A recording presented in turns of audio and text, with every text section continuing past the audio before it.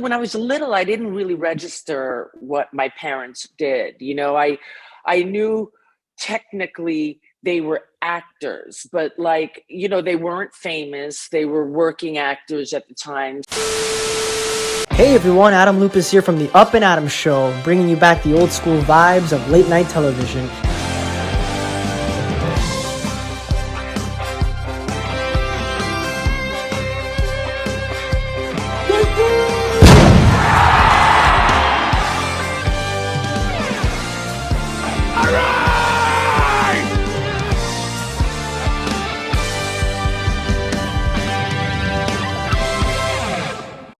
Hey guys, welcome back to the show. We have a great guest today. She's an actress. She's a documentary filmmaker. She's doing so many cool things, and we're here to talk about all that with her. Please welcome Drena De Niro. How's it going? Hi, good morning, good pre-noon. Yeah, well, it's still morning in my books, Yeah, it is. Same. I still got the coffee going, so I got my nice decaffeinated tea, chamomile tea, so I'm good to go. I have my vitamin C water, so yeah, it's morning. Breakfast of champions. That's it. Gotta hydrate. Yeah. So how's it going? So we're really excited to have you on. I know we've been speaking in the past for quite a bit. Yeah. I was introduced to you through Melissa Profit, great friend, great manager of mine, and we love what you're doing. So many cool things. But I guess before we get to everything you're doing, I want to just kind of circle back to like the very beginning when you were growing up. I know you came from a background where like your parents were in the entertainment industry and stuff. And my first question to you is that, did you always have this kind of this drive and this passion to be on camera, or, to have this kind of personality towards this stuff? I actually did, and not so much not so much because it was that thing about being on camera, but because when I was little, I didn't really register what my parents did. I knew technically they were actors, but they weren't famous. They were working actors at the time. So, and this is like in the late 70s. I feel like, I was always around actors, and obviously my parents, they exposed me so much to films when I was little, because that was another thing. When I was a kid, our parents didn't have really nannies, and the girls down the street babysat me, the two sisters. And, if my mom, or I'd go to my grandmother's, or I was always going to my grandparents. So you didn't really have babysitters. So my parents would take me to see all types of movies. I remember being I must have been about 3 years old, going to my dad's movies that were like his first kind of big movies. One was called Hi Mom, and it was an independent film. The other one was a Brian De Palma film called Greetings. And I remember being really little and seeing this bizarre, it was like the first time seeing my dad in this film playing these characters. And it was obviously something I probably shouldn't have been seeing at my age, like all the movies that I went to see with my parents. So I think that I always had that sort of showmanship personality, so to speak. I always sort of, as a kid, I saw myself doing that. But I'm not sure all the time if that's just environmental, because it was all I saw, or I don't know if I would have, I feel like I would have had that personality no matter what business, but you never know. Yeah, that's true. Yeah. And you think if your parents weren't in that field, because you mentioned too, you said, if it was all environmental, being around it, or if it was just in that. But if you, looking back, if you didn't have parents like that, you think you would have still wanted to pursue this industry? I think I do because I was always a creative kid. I drew and painted. I was always just attracted to Mhm. creative stuff. Definitely way before I could register that my grandparents were painters and my Yeah. mom could sing and act and my dad is this amazing actor. Like long before that, like I was always really I was a creative kid. I feel like I expressed myself a lot better in imaginary things. That's why acting was like really like it's funny because it was real. I was shockingly comfortable in Mhm. those positions of like sometimes far more comfortable than I would be just say doing something like this or just being around a bunch of people. Like it was a Mm. lot easier for me to just slip into something. And I don't know if that's like a gene. Yeah, I feel like that's, you're like that. Like, so in a way, I think that I would have gotten into um something, and who knows, sometimes I wonder if maybe I would have been focused more on one thing.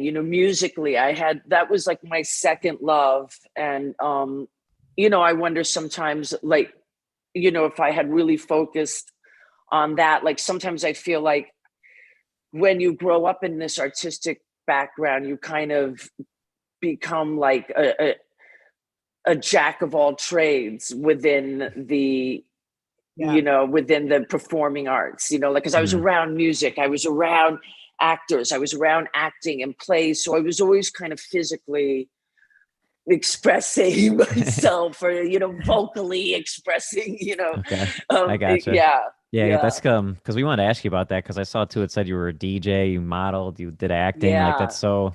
I could see like what you're You saying really if are you're a always in jack that of all position. trades. yeah, yeah, So yeah. I mean, that's like, and it's just, so there's good and bad to that. So like in a lot of ways it's great, but sometimes I feel that, I spent a huge portion of my time sort of floating in between stuff, and that's fine. And then like now that like you have kids and you get older and it's just like, oh, I'm tired. Like like, yeah, like what is my schedule? I want Yeah. to know, Yeah, yeah, but true, you true. know, you know what it comes down to, I think, because we were talking about this too, me and Mike, with another guest as well, about you may have a certain goal and you may start somewhere, but the journey in between can take different routes, and you kind of have to roll with it.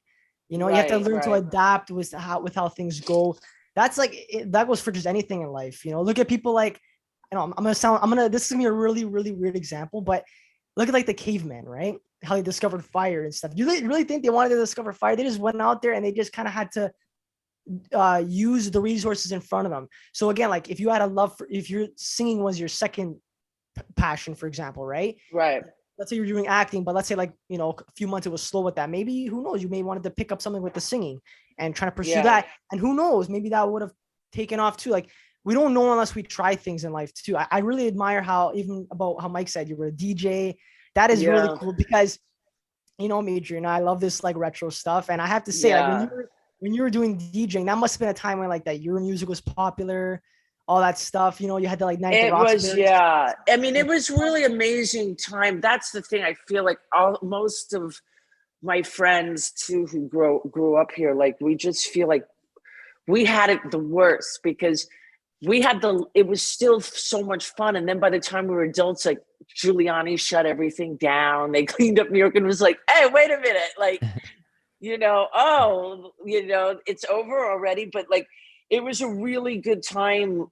I think like the 90s was just like an amazing time because like New York was like, there were still clubs, there were still you could still be an artist and you could be a young artist and live in New York City. You weren't being priced out. So, you know, you could be someone. I mean, I knew people that like we had known each other since we were children, still living in, running into people. I mean, that's the thing. I think that like New Yorkers are some of the people I know more than anyone that still really stay in touch because, or you know, have like the longest longevity of like, I knew them for 30 years or whatever, Yeah, because yeah. it was like really, our parents were already kind of more off the beaten track, you know, like village kids, you know, already came from kind of parents that were kind of defectors of the normal way to go in life or whatever. So we already came from that. And like, yeah, growing up, it was just super fun. Like DJing, I got into just because I had friends that were DJs. You know, it was all about turntables. They had MTV raps. Everything was about like hip hop and turntables and this and that. And then I got one turntable for one birthday, then another one. And then I got myself my mixer. And I literally there was a club called Mars that opened up. And that was I just sent in a tape.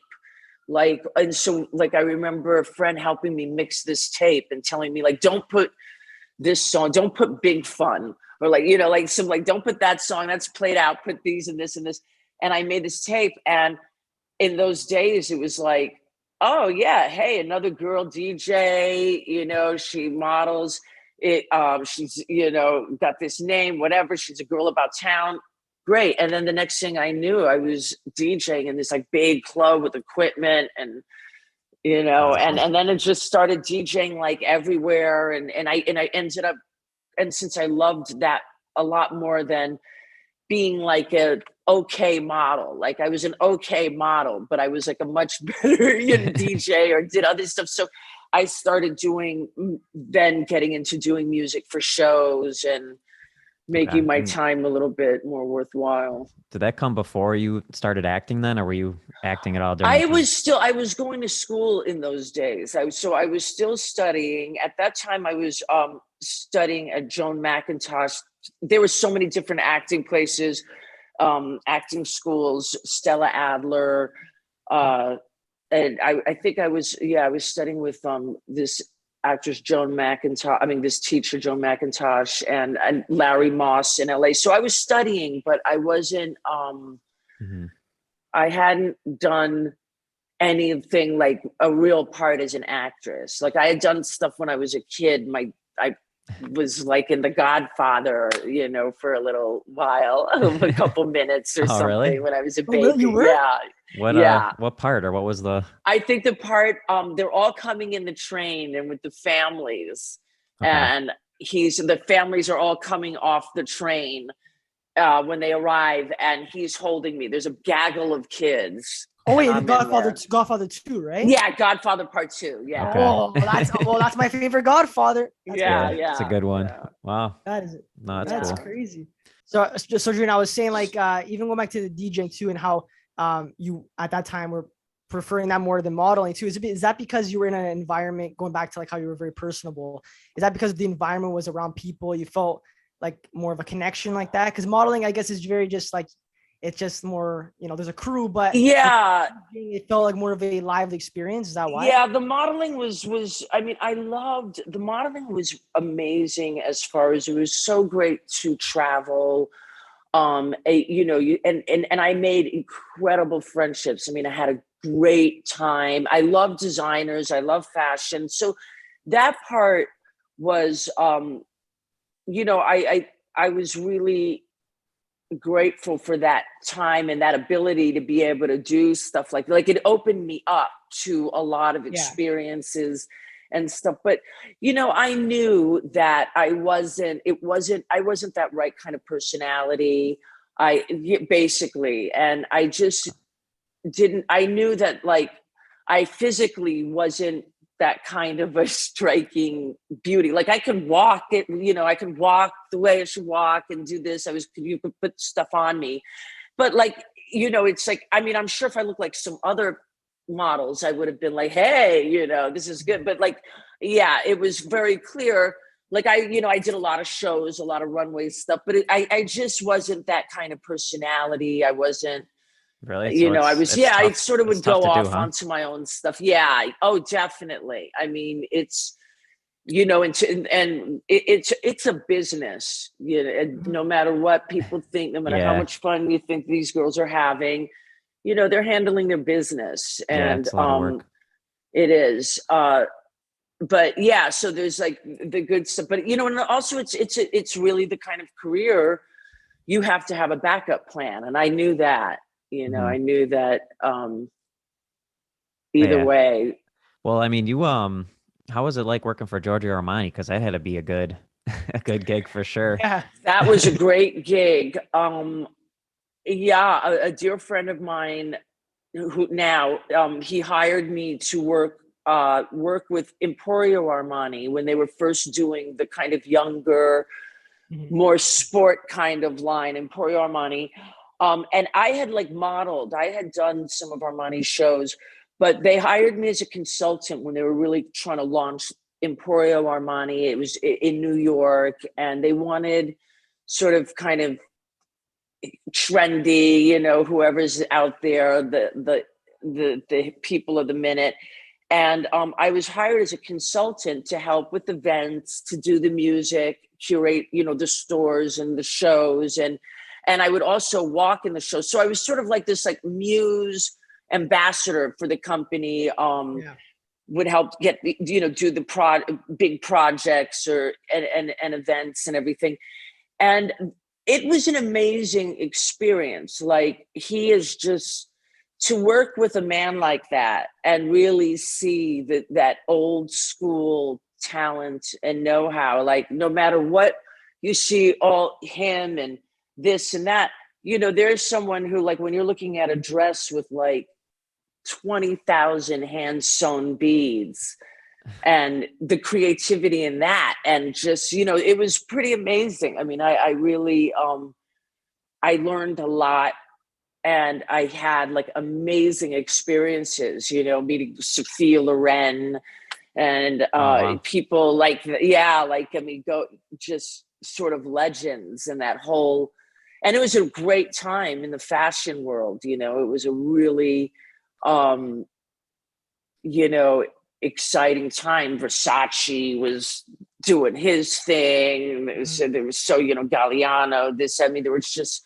so much creativity coming out of everybody. So musically, fashion wise, art wise. Hmm. And I know a lot of like the brands you're saying too, and extras and stuff like that's all um kind of Italian inspired too. And I know you traveled to Italy, you know, quite a bit. So how Yeah. do you think that kind of plays into the part of like, you know, do you think it helped really build Armani and all these brands and stuff like that? Or is that kind of how he got inspired to make things? Like, how does that play?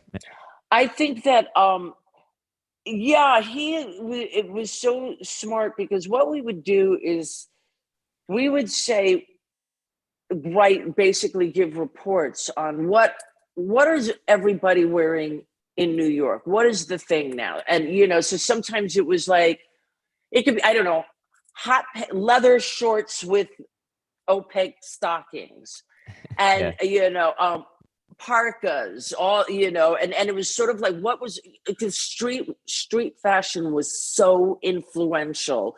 It definitely, like, in the 90s and early 2000s, it was like, it was so influential. Like, you identified yourself Hmm. by, you know, I remember like being on, you know, on a train, and I was sitting with a friend of mine, and we were just like busting on this guy across from us, because like he had like whatever Reebok sneakers and Adidas socks and Nike shorts, and you know, we were, you know, that was just like, dude, like, you know, how could you? Yeah.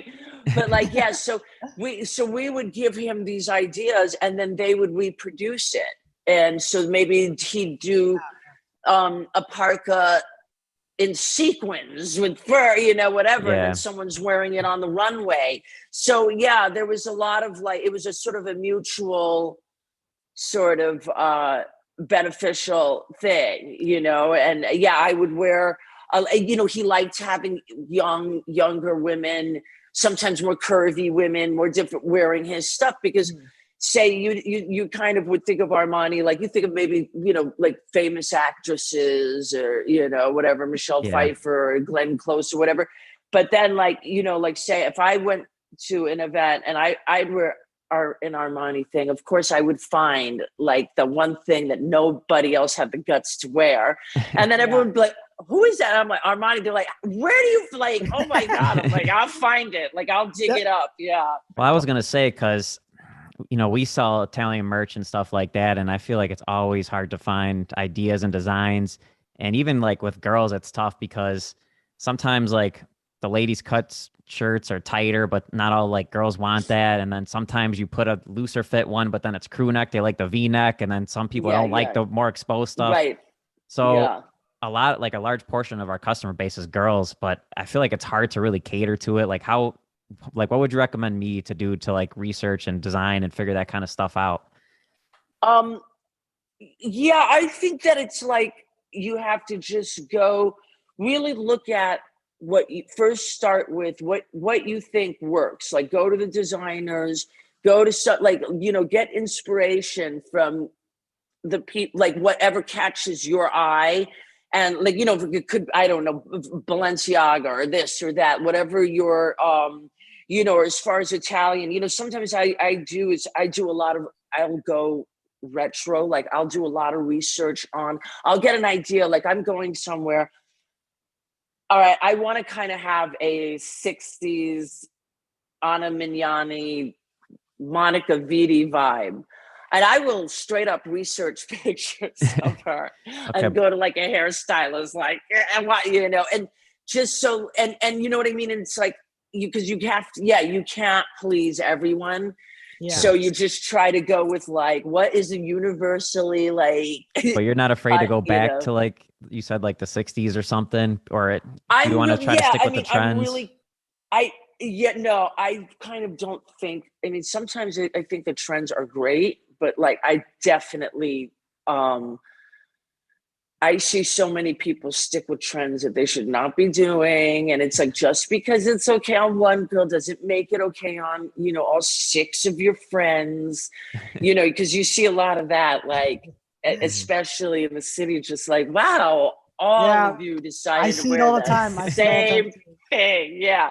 And I think, and it's funny because some of my friends, we talk about that. I mean, when we were like in our 20s, when we were growing up, I mean, you kind of wanted to follow trends, but it was really about kind of being different. Like you didn't, like even the music in clubs, it was the opposite. They wouldn't be caught dead playing something that is played on the radio. Here, you go to a club now, you wouldn't, it's all they play is like, what's also on the radio. So, it's just different. It's just different aesthetics. So like at that time, hip hop was still pretty underground. It wasn't really widely played. Yeah. No, exactly. Stations, there'd be like maybe 4 hip hop artists to every like 20 that, were coming out. Well, even like, I know nowadays, like, you have like, look at like The Weeknd or like Bruno Mars, Anderson .Paak, like the Silk Sonic duo that they have, which obviously like amazing. Like you have Bruno Mars and Anderson .Paak doing like the 70s kind of stuff. The door of, And then you have The Weeknd doing like, then The Weeknd doing like 80s stuff, bringing that back. But I remember when I was talking on the phone, you mentioned something really important to me that stood out. You mentioned how you really admire and you're really drawn towards the younger generation now because of how we operate and how we're so on the ball with things and everything.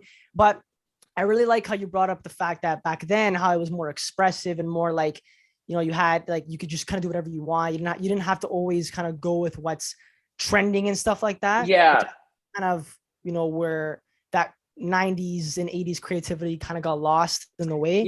But like, I guess, what are in your opinion, like what are some of the things that, like what are some pros, I guess, to the generation now? What are some of the cons that you're finding? Because again, like me personally, I'll say what I think, like a lot of the pros, like what you said, we're quick with technology, we're very like hands-on, we're very like, we have all this social media, so everything's so accessible. I just think, my opinion, the con is that we're missing what's right in front of us. And I'm going to quote Ferris Bueller, you know, life moves pretty fast. If you don't stop to look around once in a while, you can miss it. So I guess that's something that kind of resonates with you too, because you did all these things and now it's like different, right? So what are your thoughts? I think like, I totally agree with you. And I mean, but even like that, you even know that quote because you really realize it. It's just like, before you know it, it's like time is moving so fast, and it really surprises me how much. And I mean, one part of me is like, hey, if that's really what makes people happy, but how much people are so focused on projecting what the event is and projecting what's happening rather than experiencing what's happening. You know, you see it on the streets. You see, I mean, imagine like whoever thought someone would die taking a selfie, you know, falling off a cliff, you know, that like, that wasn't even ever a thought of like, wait, that actually happened? Oh yeah. It's happened more than once. Oh, there's been like several casualties, I think, at the Grand Canyon. Not several, but there's been more than two. Of it was, there was something on the news recently. There's still something. Well, even now, what was it like I think it was like last year. I forgot when it happened, and I hate even bringing this up because I don't want to give her the satisfaction, like the publicity about it. But like this girl threw a chair off a building. I don't know if you guys heard about this in Toronto.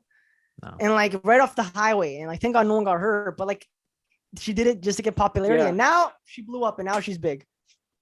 Oh, that is. See, that stuff is like such an offense to art, and you know, I think that like I really hope that I find that the great thing about the generation now is that, you know, you guys have the technology and you've grown up around it so that you know how to really use it to your benefit and how to get something done. I mean, you know, get like an idea across so much faster than, you know, the way like an idea like would have gone. And in that way, I think it's kind of great because I think that it's like you can really keep busy and, you know, and I just find that like, it's a very, like I have an 18-year-old son, and in certain ways, I mean, I feel like, you know, it's just crazy because he's very, very computer savvy. He's very talented in technology. And I see how we're so like, it's difficult because sometimes I'm talking with someone who like, I have to like argue against Google. Like it did not, if Google doesn't endorse it or say it, it's not true. And that, you know, and that stuff like drives me nuts. But then sometimes I see how much kind of smarter and like young people do, like it's more my age group that acts like complete jackasses on social media than yours, I find. Because I don't feel like my generation knows how to handle it. I don't know. I feel like, well, I mean, I'm sure exactly. I was going to say there's enough people all ages on there. A lot of people. Yeah. But like, that's the thing is that. But I get what you're saying. Like, it's just very weird. Like, because, you know, there was a time where like, for me, I grew up, privacy was very valued, you know, it was a very valued thing. It was not like you kind of talk quietly in public. Everything that like I feel like the culture now says you're supposed to do was considered like really desperate and weird and tacky. So sometimes it's really it's like I find it really funny how blunt like younger people can be with information. Yeah. and it's kind of sweet though, you know, but it's like, yeah, like it's just so different because I'm still like what were you going to say? I was going to say a lot of stuff too. There's like street smarts and book smarts though too. So that's like, I feel like you got to have a nice in between. You can't really have to have or things like that. I mean, you know, now like I notice like say on the street, and other people, especially maybe like, you know, where you were from, but especially here, like there's been there was always a code of like personal space, and you did not cross it on the street. You just knew, Yeah, it's do like an not unwritten get too rule. close. And now it's really funny because I really see, and I don't know if it's also with COVID, but I think it's like the phones and this, people come up. I just now have like stopped having the urge to like square off. Like I just now used to like, it's just somebody standing like right next to me at my shoulder like that. Yeah, Or, yeah. you know, or like, we're going to walk down the street next to each other, you know, like it's just, that stuff is still really strange to me. You know, I feel like I have mixed, you know, some things, like I think that like there was a lot more freedom in the past to kind of do stuff and not worrying about triggering people, and you know, Yeah, all true. all that kind of stuff. And I mean, there's you know, there's good and bad to that, you know. I mean, to me, it's a really difficult thing because yeah, things like you see the reactions, or this canceling people, you know, we didn't Yeah. have to worry about that. We didn't do Mhm. stuff like thinking, you know, I mean, you got canceled, you didn't see it coming, and it was like, you know, like Yeah. it would be all over the newspapers for a while, so people forgot, Mm-hmm. Well, you even like know. even for example too, like like you mentioned back then, like you kind of you could do something and not get like repercussions for it. Like you were able to be more free about certain things, and you directed a documentary, Girls and Dolls, and that was a very like I watched and I loved it, by the way. Mm-hmm. That was a very like, to some people it can be very controversial, and it was a very, Mm-hmm. very bold documentary, and I really give you props for making something like that. And you know, I think it's I was telling you on the phone, like that's a documentary like that's relevant back then and today, and Mm-hmm. will continue to be very relevant going forward. And like, I guess, what was your inspiration behind that? Like, you know, why does it have to do a lot about your admiration for like the nostalgia of like the 80s and 90s and stuff too, or did that come from something within? Like, where did that come from?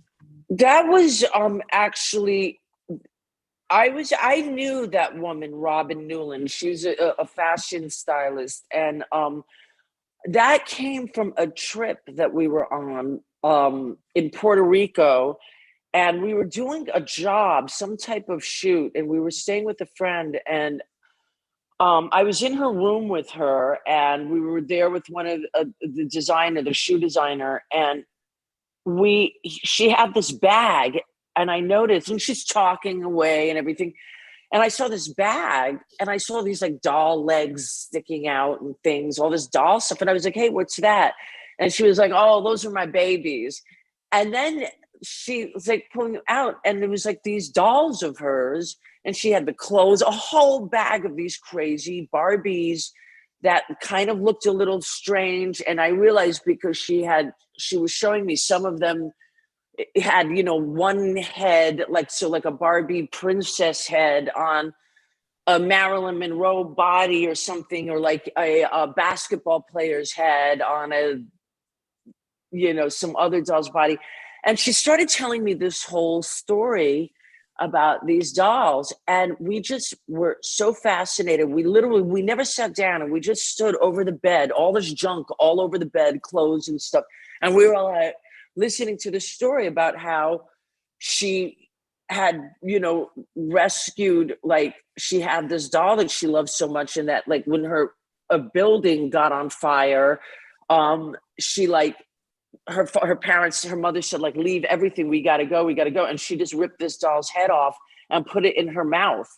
And then later at the hotel, like at the single residence occupancy, you know, the short-term occupancy hotel in Times Square or wherever it was at that time, she, you know, took another body, because from some of the dolls, and she attached it, and then just started getting into that. And then And I just thought, like, this is so amazing. I really want to do a story of it. And I wasn't even at that time thinking about her sexuality or how all of that was going to play, or race and her feelings about race, how that was going to play into the documentary, until we kind of had it set up to finally shoot the interviews. And just what came out with her mom and her cousin Dwayne, and the things she was talking about, like, it was really incredible, because the whole thing, and she calls it right there. She says, I feel like a lot of, like, I worked out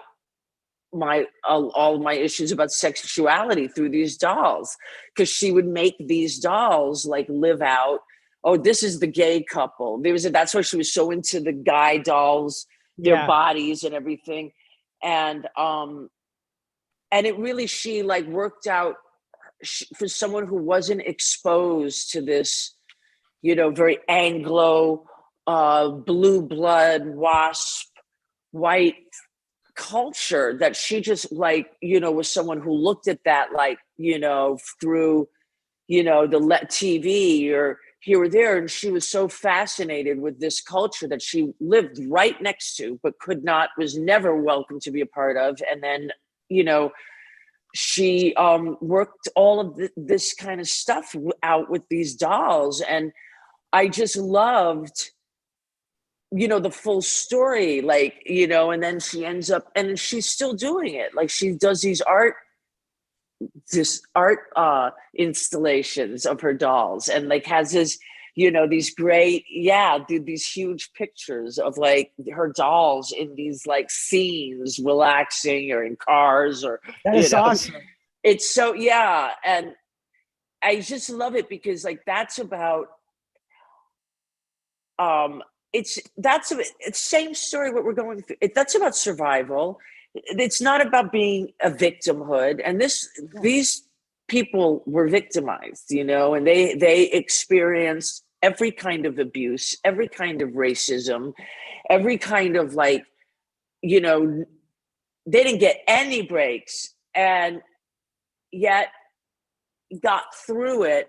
And it made them, and really, it like, it's like people like her that ushered the way in for people now, to be trans and be open and be able to get employment and be treated, with the deserved respect. It was really, I feel like that kind of generation of the 90s and 2000s that finally ushered that in to it be, being a commonplace thing, One more thing about your documentary was that, so I love the music in it. I love the way it was shot. Do you think you're going to end up doing more behind the scenes stuff, filmmaking and everything? Like, what do you think's next for you?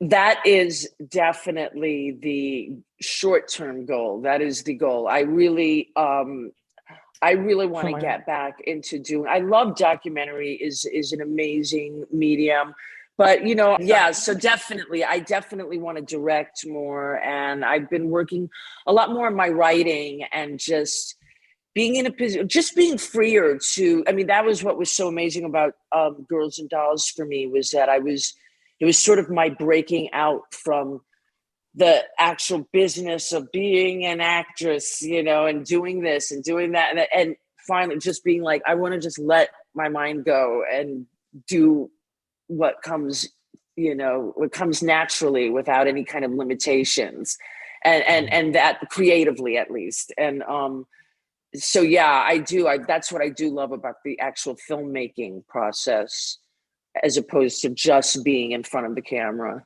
Well, that's awesome. Well, again, you've done so many cool things, and we were happy to have you on. I know you even done. We're gonna put your IMDb down below too, but you've done even like A Star Is Born, Joy. You've done so many great things besides just and modeling and DJing. Thank you. But yeah, props to you on everything you're doing. We really support you. And actually, thank you so much. No problem. Before we end up, I mean, you want to plug in your social media handles? I know also too that you're part of this organization called Kageno. We're gonna put that in the description too. So great, plug whatever you need to plug in, and we'll support it. I mean, Drena De Niro at IG is Drena De Niro. I'm not like, I'm just sort of trying to really get more involved in the social media. Yeah, I feel like it's a full-time We're gonna job. get you there. Yeah. And and right now just like stay tuned. There's some stuff I can't quite talk about it just yet, but Okay. you'll be hearing and seeing more of me. And yeah. Okay. Thanks No, so love much. it. Yeah, you got to keep us Forward to posted it. on all that for sure too. Thanks, Yes, Drena. for Appreciate it. sure. Thanks for coming on. Thank you so much. And I'll talk to you soon. Thank Talk to you. soon. Yeah. Bye, Thank you. Michael. Bye. Okay, bye.